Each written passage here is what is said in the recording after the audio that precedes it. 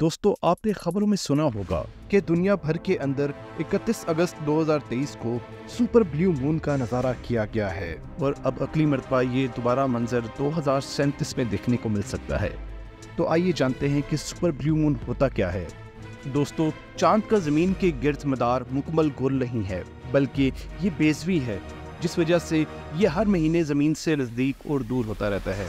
यानी आज ये ज़मीन के नज़दीक है तो 2 हफ्ते बाद ज़मीन से सबसे ज़्यादा दूरी पर मौजूद होगा। इसके मज़ीद 2 हफ्ते बाद दोबारा ज़मीन के नज़दीक आ जाएगा।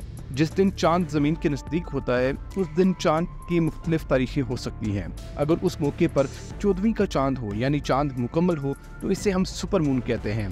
ब्लू मून उस चांद को कहा जाता है जब किसी महीने में 2 बार 14वीं का चांद हमें देखने को मिल जाए, जैसे अगस्त 2023 में हो रहा है। यानी 1 अगस्त 2023 को भी 14वीं का चांद था और 31 अगस्त 2023 को भी 14वीं का चांद है। और खुशकिस्मती से 31 अगस्त 2023 को चांद ज़मीन के नज़दीक भी होगा, यानी इसका ज़मीन से फासला तकरीबन 3,53,000 किलोमीटर होगा, जिस वजह से ये ब्लू मून होने के साथ साथ सुपर मून भी कहलाएगा।